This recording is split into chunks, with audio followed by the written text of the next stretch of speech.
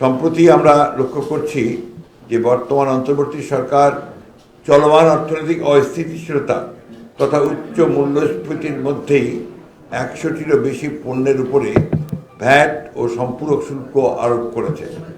কিছু পণ্যের কর অব্যাহতি তুলে নিয়েছে। এর মধ্যে রয়েছে নিত্য প্রয়োজনীয় খাদ্যদ্রব্য, পোশাক, ওষুধ ও মোবাইল ইন্টারনেট সেবা।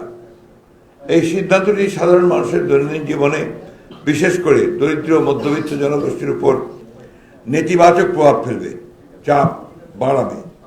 সরকারের বক্তব্য থেকে বোঝা যায় তারা চলতি অর্থ বছরের বাজেট ঘাটতির প্রথম ধাপের বাংলাদেশের একমাত্র মাল্টিন্যাশনাল টাইলস ব্র্যান্ড আরএকে সিরামিক্স 42,000 কোটি টাকা এবং পরবর্তী সম্ভাব্য ঘাটতি মেটাতে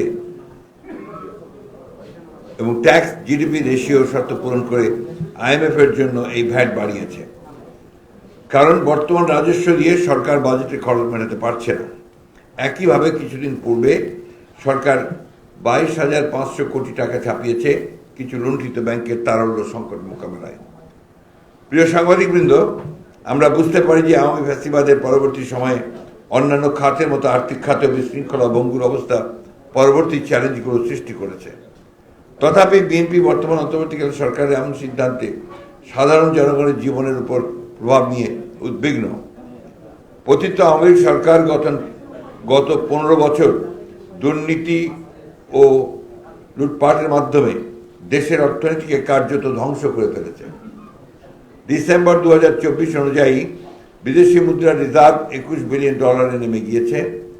দেশের মূল্যস্ফীতি বেড়ে দাঁড়িয়েছে 11%, অনেক ক্ষেত্রে এটি 25%-এর বেশি বেড়েছে। অথচ দক্ষিণ এশিয়া বিশেষত শ্রীলঙ্কার মতো দেশে মূল্যস্ফীতি উল্লেখযোগ্য হারে কমেছে। দেশের মোট ঋণের পরিমাণ 20 লাখ কোটি টাকা অতিক্রম করেছে। ব্যাংকিং খাতে তারল্য সংকটের কারণে জনগণ তাদের কষ্টার্জিত আমানত করে পাচ্ছে না। দেশের অর্থনীতি কার্যত ভেঙে পড়েছে। এমন বাস্তবতায় দেশের অর্থনীতিকে স্বাভাবিক ও গতিশীল অবস্থায় ফিরিয়ে নেওয়া অবশ্যই একটি বড় চ্যালেঞ্জ।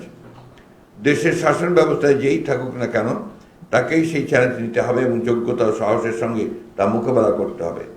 কিন্তু অত্যন্ত উদ্বেগের বিষয়, বর্তমান অন্তর্বর্তী সরকার এই চ্যালেঞ্জগুলোকে কার্যকর উপায়ে মোকাবেলা না করে একটি অর্থনৈতিক গঠনের ভিত্তি তৈরির দিকে মনোযোগ না দিয়ে চলতি অর্থ বছরের মাঝপথে হঠাৎ করে ভ্যাট শুল্ক বৃদ্ধি করলো, যা সহজ কিন্তু জনগণের জন্য কল্যাণকর নয়।